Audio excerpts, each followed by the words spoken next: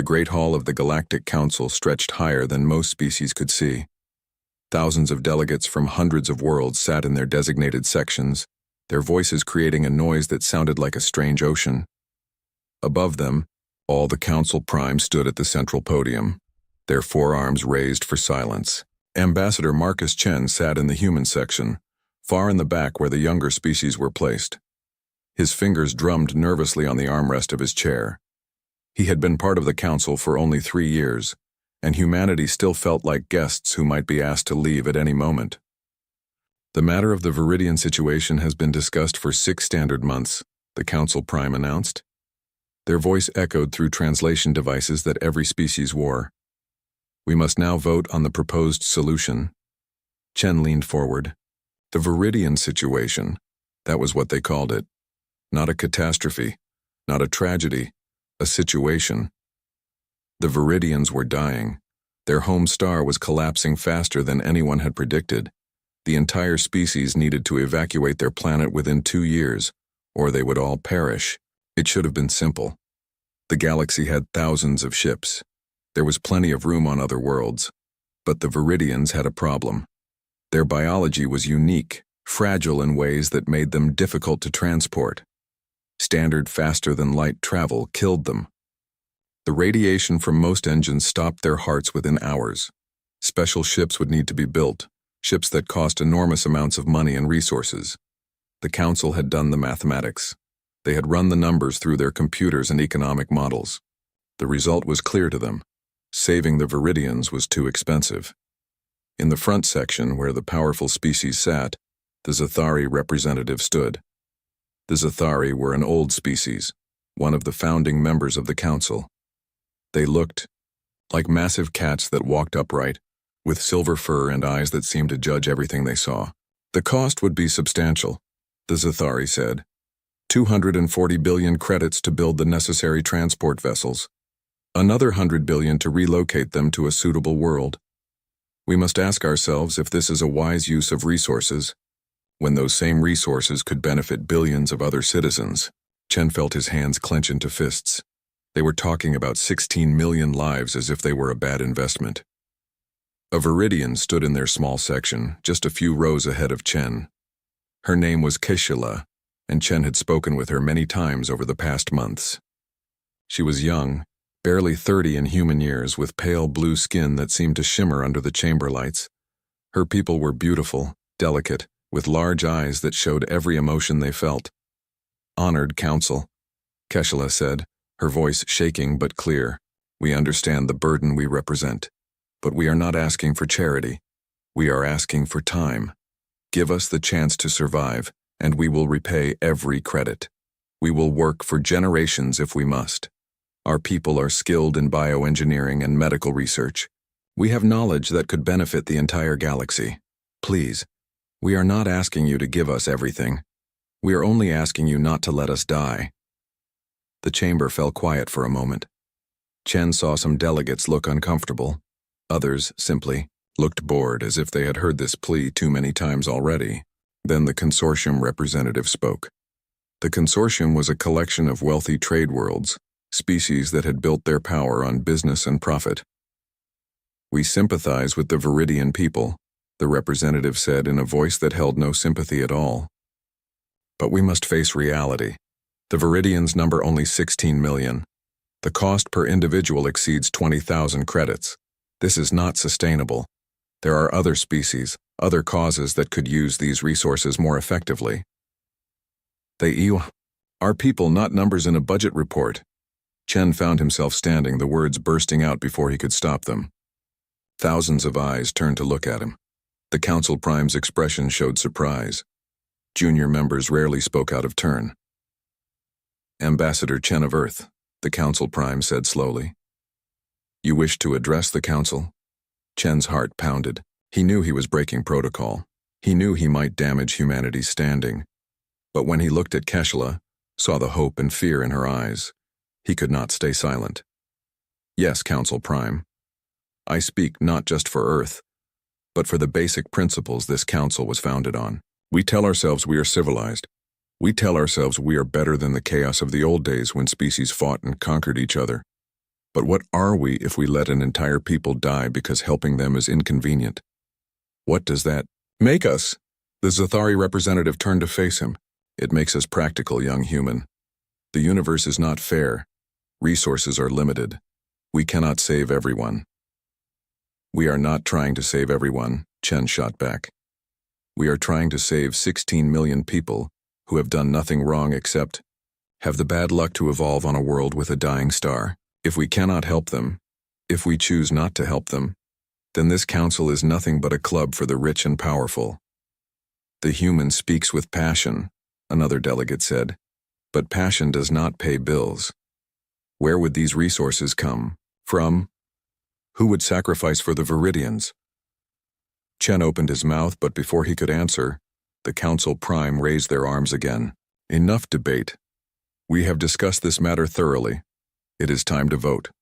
The proposal is to designate the Viridian system as a quarantine zone and allow nature to take its course. A vote of yes means we accept this proposal. A vote of no means we commit resources to evacuation. Let the vote begin. The chamber filled with light as delegates registered their votes. Chen watched the massive display screen above the Council Prime. Green lights for yes, red lights for no. The green lights multiplied like a disease spreading across the screen. Chen voted no.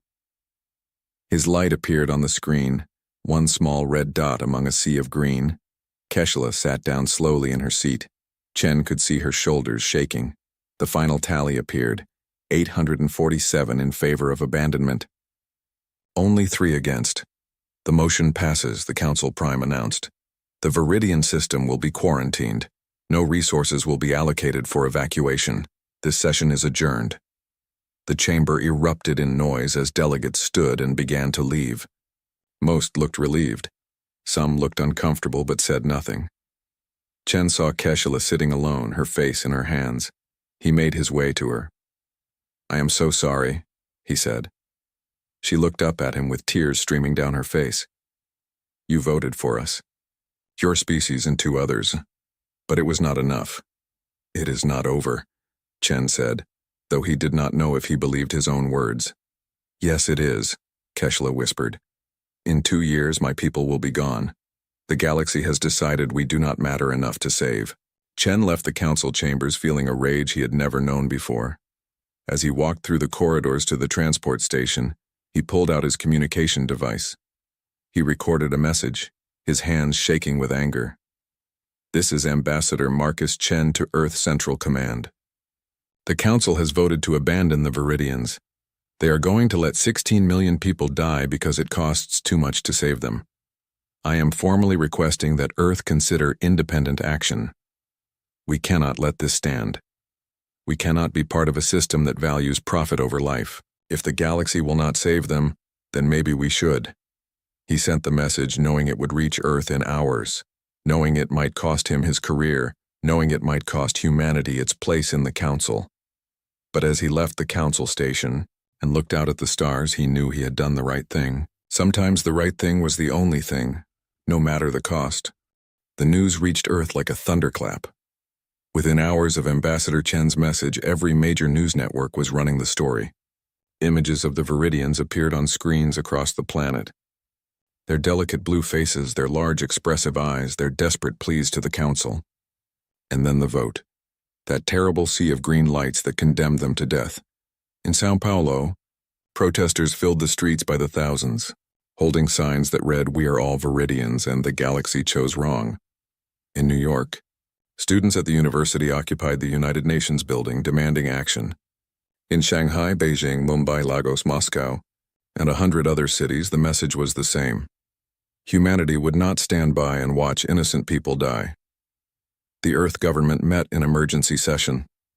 President Zhang sat at the head of the table, surrounded by advisors and representatives from Mars, Luna, and the outer colonies. The debate was fierce. "We cannot afford to anger the Council," the Secretary of Trade insisted. "They control access to the major trade routes. Our economy depends on good relations with the other species. If we defy them, we could face sanctions that would hurt billions of our own people. And if we do nothing," shot back the representative from Mars. "What does that say about who we are? We joined the council because we believed in something better. If this is what the council does, then maybe we are standing with the wrong people." The Secretary of Defense leaned forward. "We have the ships. Not enough for a full evacuation, but enough to make a difference. The real question is whether we are willing to face the consequences." President Zhang was quiet for a long time. She looked at the screen showing the protests, showing the faces of people who were angry, heartbroken, and demanding that their government do something good, something right, even if it was hard. "Contact Ambassador Chen," she finally said. "Tell him Earth stands with the Viridians. We will begin preparing a rescue operation immediately." But the government moved slowly, as governments always did. There were plans to make, resources to allocate, diplomatic channels to navigate. Every hour of debate was an hour the Viridians did not have. The people of Earth were not willing to wait. Captain Sarah Okonkwo stood on the deck of her ship, the carrier vessel Independence, and watched as her commanding officer delivered the news. The Navy was being mobilized, but it would take months to organize an official operation. Months the Viridians did not have. That night, Sarah sat in her quarters and thought about her grandmother. The old woman had been a refugee, fleeing war in her homeland when she was just a child. Strangers had helped her, people who owed her nothing, people who simply refused to look away from suffering. Because that is what humans do, her grandmother had always said. When we are at our best, we help. We do not calculate the cost. We do not debate if it is convenient. We help because it is right. Sarah made her decision. The next morning, she walked into her commander's office and placed her resignation on his desk.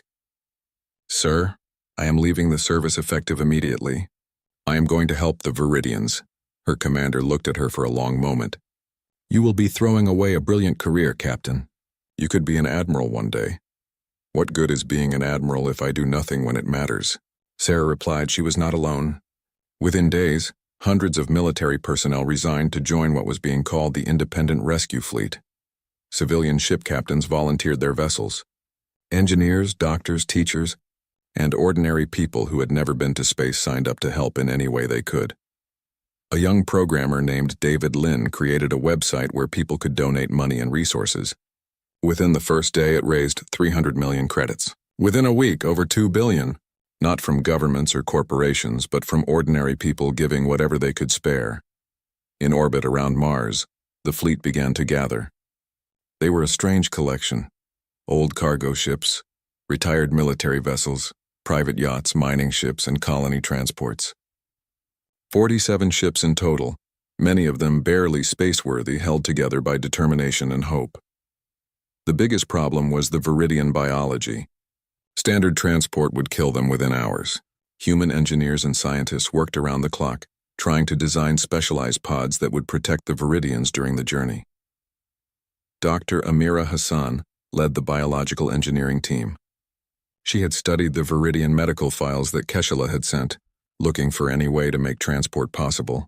The solution she designed was not elegant, but it might work. Special pods filled with a gel that would regulate temperature and block harmful radiation.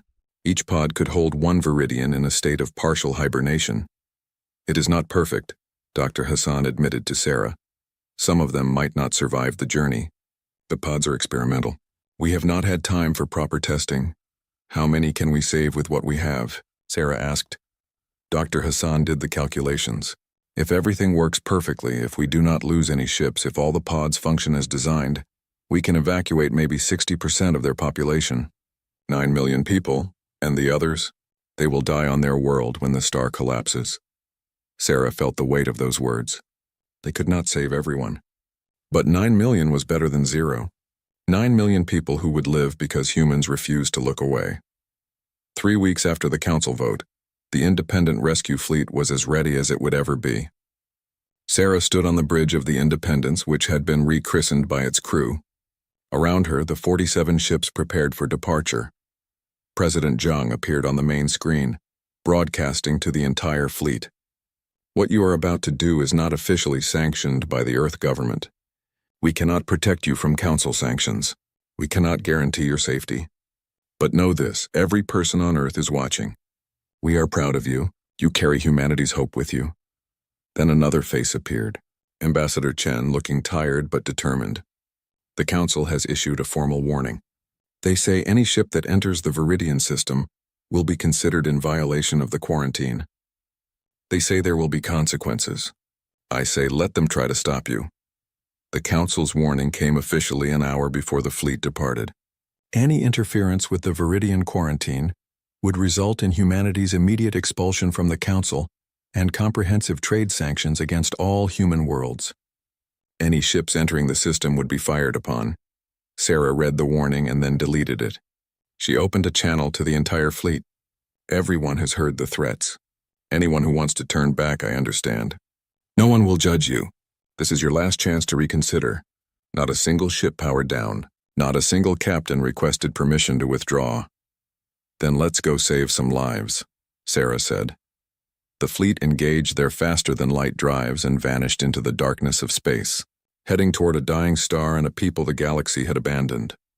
On Earth, people gathered in public spaces to watch the news coverage. In homes and offices, on streets and in parks, billions of humans waited and hoped. Some prayed to gods they had not spoken to in years. Others simply watched the stars, knowing that somewhere out there, ordinary people were doing something extraordinary. The journey would take 10 days. The Viridian star had perhaps 60 days before it collapsed completely. Every hour would matter. Every decision would mean the difference between life and death. But the fleet was moving, and for the first time since the Council vote, there was hope. On the Viridian homeworld, Keshla received the message from Ambassador Chen. Humans were coming, not because their government ordered them to, not because they would gain anything from it, but because they had looked at the galaxy's cruelty and said no. She broadcast the news to her people. In cities and villages across the planet, Viridians who had been preparing to die suddenly had something they thought they had lost forever. They had a chance. The human fleet dropped out of faster-than-light travel at the edge of the Viridian system and immediately knew they had a problem. 32 warships hung in space between them and the dying star. The vessels belonged to the Zathari Empire, their silver hulls gleaming with weapon ports open and ready. They had formed a blockade around the system exactly as the Council had warned. Captain Sarah Okonkwo stood on the bridge of the Independence, staring at the tactical display. She had hoped the Council's threats were empty. She had been wrong. Incoming transmission, her communications officer announced. A Zathari admiral appeared on the screen. Her silver fur was marked with the scars of many battles, and her yellow eyes held no warmth.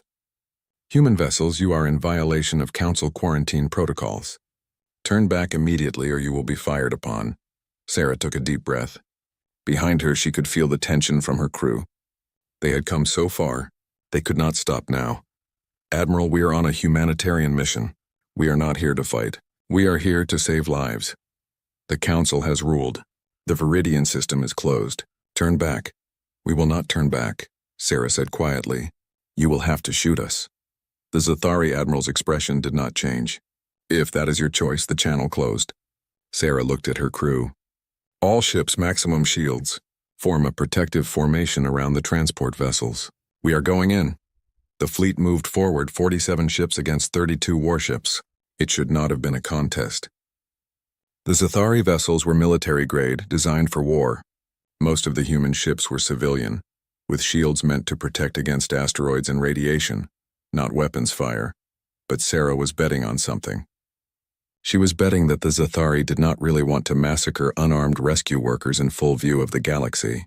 Every ship in the fleet was broadcasting live footage back to Earth and beyond. Billions of people were watching. Warning shots blazed past the human vessels, plasma bolts that lit up space with angry red light. The fleet did not slow down. They are going to fire for real, the tactical officer said, his voice tight with fear. Keep moving, Sarah ordered. All power to shields. Do not return fire under any circumstances. More shots came, closer this time. One struck a cargo ship called the Maria Gonzalez. The shields flared and held, but the ship shook violently. Sarah watched the telemetry, praying the old vessel would not break apart. Then the Independence shook as a plasma bolt hit them directly. Alarms blared. The lights flickered. Shield at 60%, someone reported. Another hit like that and we are in trouble. But the fleet kept moving, pushing through the blockade like swimmers fighting against a terrible current. The Zathari ships fired again and again, but Sarah noticed something. They were pulling their shots, hitting shields but not delivering killing blows. They did not want to be the ones who murdered rescue workers on live broadcast. The fleet broke through the blockade and entered the Viridian system. Behind them, the Zathari ships held position but did not pursue. "We made it," the communications officer said, his voice full of disbelief. "The easy part is done," Sarah replied. "Now the real work begins." The Viridian homeworld appeared on their screens, a beautiful blue and green planet that looked so much like Earth. But the star it orbited was dying, growing redder and larger with each passing day. Radiation levels were already dangerous. They could all see the massive solar flares erupting from the star's surface. Keshla's face appeared on the main screen. She was crying, but Sarah could see joy mixed with the tears. "You came. You actually came." "We said we would," Sarah replied. "Now let's get your people out of here. We do not have much time." The evacuation began immediately. The specialized biopods were loaded onto shuttles and sent down to the surface. Viridian families gathered at designated evacuation points, carrying whatever they could fit in small bags. Most brought nothing but pictures and memories. Sarah watched the operation from the Independence, coordinating with the other ships. The pods worked, but barely. Each one had to be carefully calibrated for the individual Viridian inside. The process was slow, far too slow. "At this rate, we can only save about 4,000 people per day," Dr. Hassan reported. "We need at least 60 more days to evacuate everyone we hope to save. We have maybe 40 days before the star becomes too unstable." Sarah did the math in her head. They were going to fall short. Significantly short. Maybe they could save 5 million instead of 9 million. Maybe less. On the surface, Viridian parents made impossible choices. The evacuation was prioritizing children and young adults, those with the most life ahead of them. Parents said goodbye to their children, knowing they might never see them again. One scene broke Sarah's heart. A Viridian mother placed her daughter, who looked about 6 in human years, into a biopod. The child was crying, reaching for her mother. "Will you come too?" the child asked. "Soon," the mother lied. "Mama will come on a later ship. You be brave for me." The human technician who sealed the pod was crying too. His name was James Park, and he had 3 children back on Earth. He worked through his tears, making sure the pod was perfectly sealed, that the child would be safe. This scene repeated thousands of times each day. Parents sacrificing their own chance at survival so their children could live. The elderly insisting that younger people take their places in the pods. Couples separating, not knowing if they would ever see each other again. Keshala worked alongside the human crews, helping coordinate the evacuation. She barely slept, running on determination and desperation. Sarah often saw her comforting terrified children or helping load pods onto shuttles. "You should rest," Sarah told her one day. "How can I rest when my people are dying?" Keshala replied. "Every minute I waste is someone who will not get a pod, who will not escape." On the 10th day of the evacuation, disaster struck. One of the transport ships, the Destiny Dawn, suffered a catastrophic systems failure. The biopods inside lost power. 300 Viridians died before anyone could help them. The news spread across the fleet like a poison. Sarah could feel the morale dropping. They were losing people even as they tried to save them. But they kept working. What else could they do? Stop trying? Give up? That was not an option. The Zathari blockade remained in position, watching. They did not help, but they also stopped firing. They seemed content to watch the humans struggle, perhaps believing that the impossible task would defeat them without any need for weapons. Admiral Thex commanded the blockade fleet from her flagship. She watched the human ships work day and night, watched them push their vessels and themselves beyond any reasonable limit. She saw the exhaustion on their faces in the intercepted communications. She saw them cry when they failed and saw them keep trying anyway. Something about it disturbed her. The Zathari were warriors, proud of their strength and their honor. But there was something deeply wrong about watching civilians die while she did nothing. This was not battle. This was not honorable combat. This was just watching people perish because saving them was inconvenient. At night, when her crew could not see her, Admiral Thex watched footage from the Viridian surface. She saw the children being separated from their parents. She saw the old ones volunteering to stay behind so younger people could live. She saw humans working until they collapsed from exhaustion, then getting up and working more. The Zathari had a saying, Honor is what remains when everything else is taken away. She began to wonder what honor really meant. On the 30th day, the star's instability increased dramatically. Solar flares reached out toward the planet, bathing it in deadly radiation. The evacuation sites had to be moved multiple times as areas became too dangerous. Several shuttles were damaged by radiation bursts. 2 human crew members died when their shuttle's shielding failed. Sarah made the announcement she had been dreading. We need to increase the pace or we will not save even half of who we hoped. We are going to start running the pods at reduced safety margins. The risk of failure increases, but it is better than certain death. Dr. Hassan protested. The failure rate could be as high as 10%. And the death rate if we do nothing is 100%, Sarah replied. The decision was made. The pace increased. More Viridians were loaded each day, but more pods failed too. The numbers saved went up, but so did the numbers lost.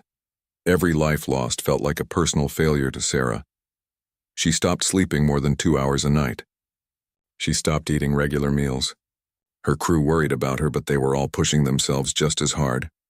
By day 40, they had evacuated 7 million Viridians. Another 9 million remained on the planet. The star was growing more unstable by the hour. The science officers predicted they had maybe 10 days left, perhaps less. It was not going to be enough. No matter how hard they tried, no matter how many risks they took, millions were going to die. Sarah stood on the bridge, looking at the numbers, and felt despair creeping in for the first time. They had done so much, but it was not enough. It was never going to be enough. Then the communications officer looked up, his face showing shock. Captain, we have incoming ships. Multiple vessels dropping out of FTL. Sarah's first thought was that the Zathari were reinforcing the blockade. Her second thought was that it did not matter anymore. They were not leaving. But when the new ships appeared on the tactical display, they were not Zathari warships, the ships came from everywhere. First came 3 vessels from the Krillin Collective, a species of insect-like beings who had always been neutral in council politics. Their cargo ships were old but functional, and their message was simple. We saw what you were doing. We want to help. Then came 5 ships from the Daxer Union, a species that looked like walking crystals. They brought medical supplies and more biopod components. Within hours, 20 new ships had arrived. Within a day, 50 more. They came from small species, minor worlds, the ones who sat in the back of the council chambers just like humanity. None of them were rich. None of them were powerful. But they all had something to offer. Captain Sarah Okonkwo could barely believe what she was seeing. Open a channel to all new arrivals, she said. Faces from a dozen different species appeared on the screens around her. Some she recognized from council sessions. Others were complete strangers. Why? She asked. Why did you come? A Krillin captain answered, her translated voice carrying a strange clicking rhythm. Because you showed us that we were wrong. We voted to abandon the Viridians because we thought we had no choice. Because we thought that is how the galaxy works. You proved there is always a choice. You chose to help. We choose to help too. The Daxer representative, whose crystalline face reflected light in beautiful patterns, spoke next. For too long, we have let the great powers make all the decisions. We have hidden behind excuses about cost and practicality. But you humans, you are new and small and weak by council standards, and yet you did what all of us were too afraid to do. If you can stand up for what is right, then so can we. Sarah felt tears in her eyes. Welcome to the fleet, she managed to say. The evacuation pace accelerated dramatically. With the new ships and supplies, they could process 3 times as many Viridians each day.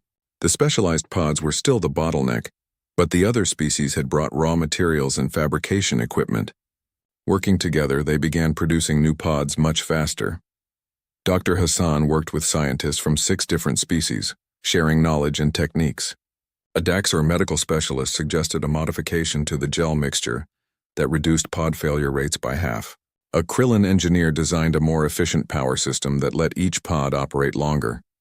On the surface, Viridian families who had given up hope suddenly had reason to believe again. The evacuation lists were recalculated. People who had accepted death might now have a chance at life. But the Zathari blockade remained. Admiral Thex watched as more ships arrived to join the rescue effort. Each new arrival had to pass through her blockade. She could stop them. Her orders were clear. No one was supposed to enter the system. But with each passing day, following those orders became harder. She watched the broadcast from the surface. She saw species that had been enemies for centuries working side by side. She saw humans share their food with Viridians even when supplies were running low. She saw a Krillin medic work for 20 hours straight to save a single Viridian child. "Admiral," her second-in-command said, "the Council is demanding to know why we are allowing these ships through." "Tell them we are monitoring the situation," Thex replied. "But Admiral, our orders. I know our orders." Thex snapped. Then more quietly, "I know what we were ordered to do." That night Thex sat alone in her quarters watching footage from one of the human ships. A human woman, clearly exhausted, was sealing a Viridian child into a biopod. The child was afraid, crying for her parents. The human knelt down and spoke gently. "I know you are scared," the human said. "I have a daughter about your age. Her name is Emma. When you get to the safe place, I want you to be brave like my Emma would be." "Can you do that for me?" The child nodded, still crying but calmer. The human sealed the pod, then stayed beside it until the child fell asleep. Only then did she move to the next pod, the next terrified child. Thex turned off the screen. She thought about honor, about duty, about what a warrior was supposed to do. The Zathari had always prided themselves on their warrior code. Strength, courage, honor above all else. But was there honor in this? Was there courage in sitting safely in orbit while others risked everything to save strangers? On day 45, the star's instability reached a critical point. Massive solar flares erupted continuously. The radiation on the planet's surface was becoming lethal even with protective gear. The evacuation sites had to be moved underground, slowing everything down again. Sarah called a meeting of all ship captains. Faces from dozens of species appeared on her screens. "We have evacuated 11 million Viridians," she said. 5 million remain on the surface. The planet will be uninhabitable within 5 days. We need to push harder, take more risks, or millions will die. "Our crews are already exhausted," one captain said. "If we push them harder, we will start making mistakes. More people will die from accidents.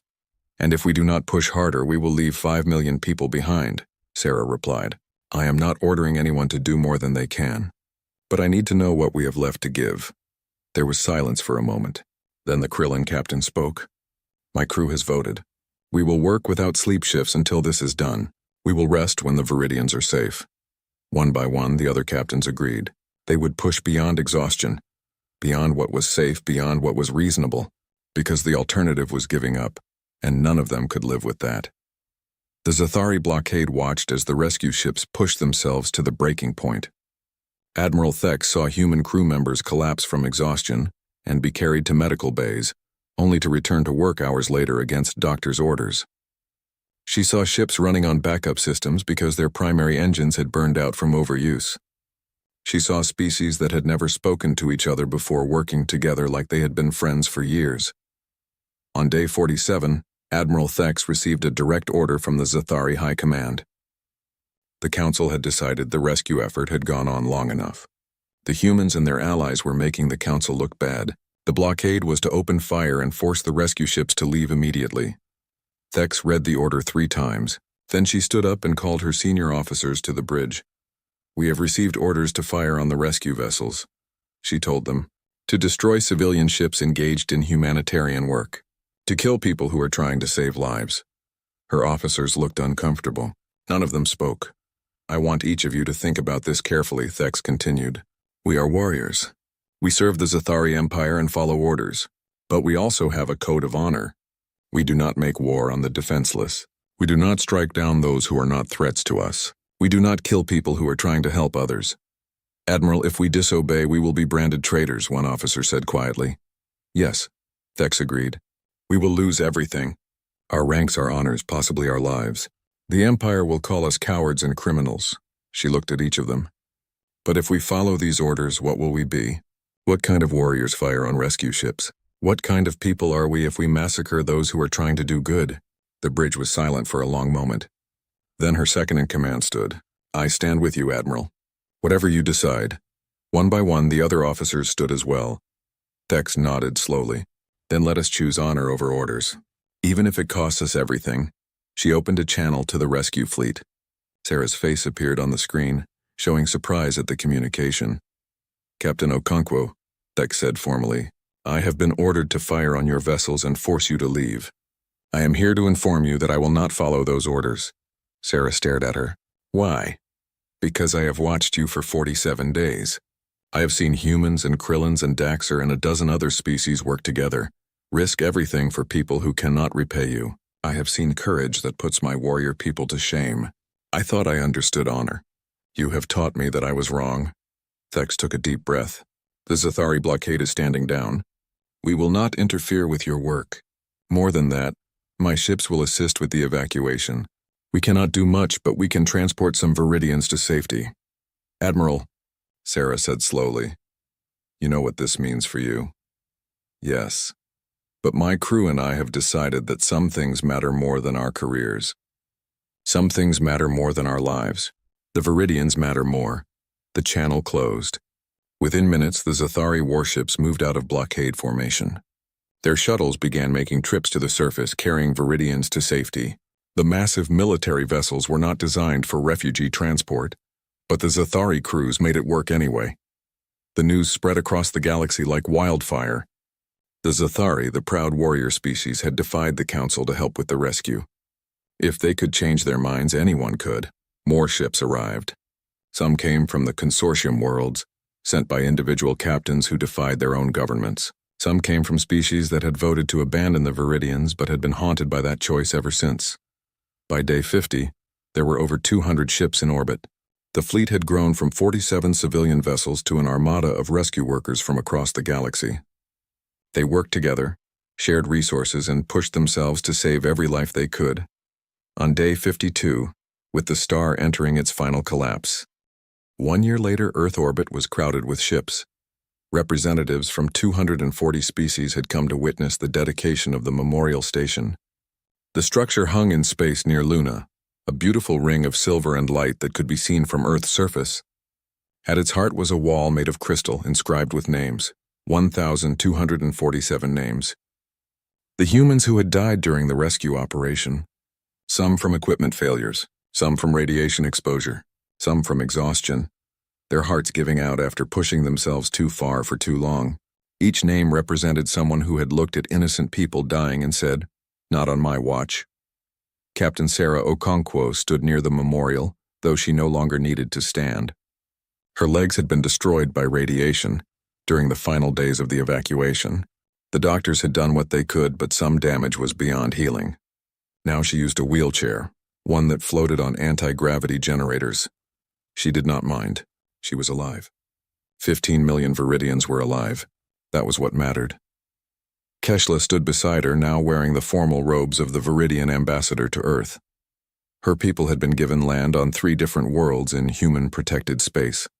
They were building new cities, starting new lives, learning to call strange places home. "I come here every day," Keshla said quietly, looking at the names on the wall. "I read the names and try to remember that real people, with families and dreams and futures, gave all of that up for strangers they never met." "They did not give it up," Sarah replied. "They spent it. They spent their lives buying futures for your people. That is not a waste. That is the most valuable purchase anyone can make." A small Viridian child, maybe 4 years old, ran past them chasing a ball. She laughed, the sound bright and innocent. Her parents walked behind her, smiling as they watched their daughter play. The child had been one of the first evacuated, separated from her parents for weeks before they were all reunited. Now they were together again, building a new life on a colony world named Hope. "She does not remember her old home," Keshla said. "To her, this is just life. She does not know how close she came to never existing." "Maybe that is good," Sarah said. "The dead bought her a normal life. That seems like a gift worth giving." The dedication ceremony began. President Zhang spoke, her voice carried to all the assembled ships. "We gather here to remember those who taught us what it means to be human. Not human as a species, but human as a value. To be human is to help. To be human is to stand with those who have no one else. To be human is to look at impossible odds and say, 'I will try anyway.'" She paused, letting her words sink in. "But this memorial is not just about humans. It honors the Krillin who flew until their ships fell apart, the Daxor who shared the last of their medical supplies, the Zathari who chose honor over orders. Every species represented here today understood the same truth. We are stronger together than apart. We are better when we help each other than when we help only ourselves. Admiral Thek sat in the Zathari section, though she wore no uniform. The Zathari Empire had stripped her of rank and exiled her for defying orders. She had lost everything: her position, her honors, her place in society. Some might think she had been defeated, but she had been offered command of the New Alliance Defense Force, a military organization formed by the species who had participated in the rescue. She wore civilian clothes by choice, not shame. She had learned that honor was not found in uniforms and ranks, but in choices and actions. After the ceremony, the representatives gathered in the station's main hall. It was here that the real purpose of the day would be revealed. Ambassador Chen stood at the podium. He looked older than he had a year ago, his hair showing more gray, his face marked by the stress of months spent fighting political battles. But he also looked satisfied. "The Galactic Council is broken," he announced, "not destroyed but fundamentally changed. 307 species have now signed the new accord, a replacement for the old council that includes protections we should have had from the beginning." He pulled up a document on the screens around the hall. The right to refuge. No species may be abandoned to natural disaster or preventable death based solely on economic calculation. The value of life principle. All species are equal in worth regardless of their economic or military power. The duty to aid. Those with resources have an obligation to help those in need. There was applause from many sections, though Chen noticed some species remained silent. The old powers, the ones who had voted to abandon the Viridians, were not happy with these changes. "The old council still exists?" Chen continued. "The Zathari Empire, the consortium, and their allies have refused to sign the new accord. They say we are being naive. They say we cannot afford to help everyone. They say the galaxy runs on power and profit, not idealism and compassion." He smiled. "Let them think that. We know different.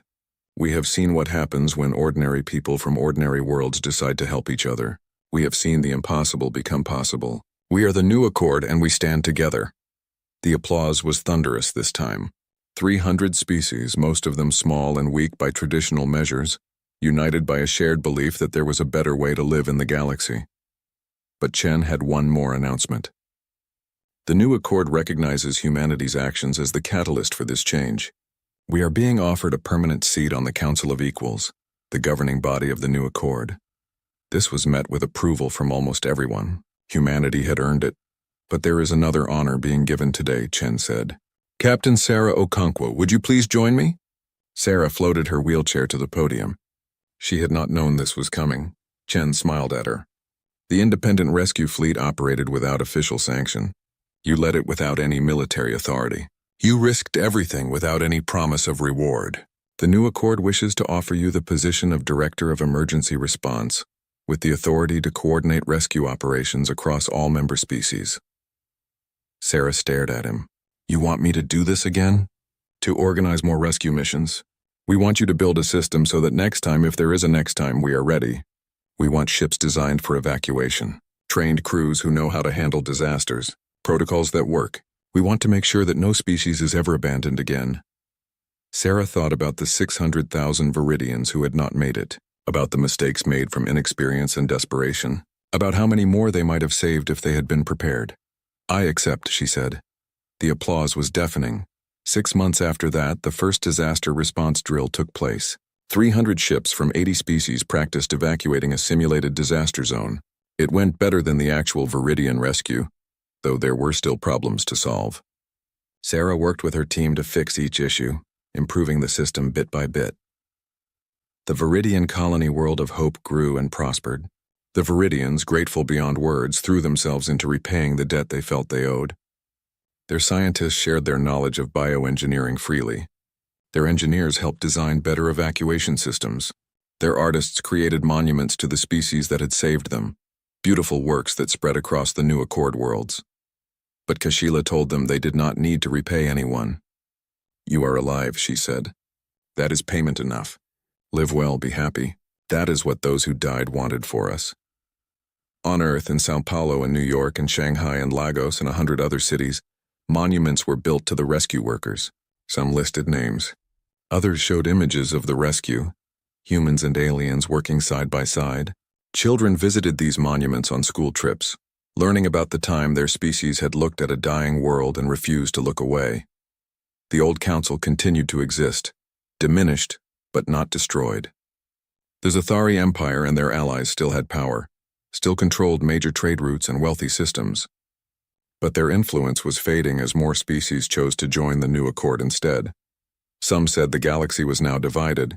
Some said the new accord was naive and would collapse when faced with real challenges. Some predicted wars between the two systems. But others saw something different. They saw proof that another way was possible. They saw that compassion could be practical, that helping others could make everyone stronger, that the weak could stand together and become mighty. 2 years after the rescue, Sarah attended a graduation ceremony at the new Emergency Response Academy on Mars. 150 cadets from 30 different species were receiving their certifications. They had trained in disaster response and xenobiology, in crisis management and interspecies cooperation. One of the graduates was a young Viridian woman who had been a child during the evacuation. She stood proudly in her uniform, the first Viridian to qualify as an emergency responder. "Why did you choose this?" Sarah asked her after the ceremony. "Because humans saved me," the young woman replied. "Because I want to save others. Because someone has to stand up and say, that lives matter more than profit. Someone has to be willing to help." "Why not me?" Sarah smiled. That was the answer she had been hoping for. That night, Sarah visited the memorial station one more time. She floated near the crystal wall with its 1,000 names, reading them slowly. James,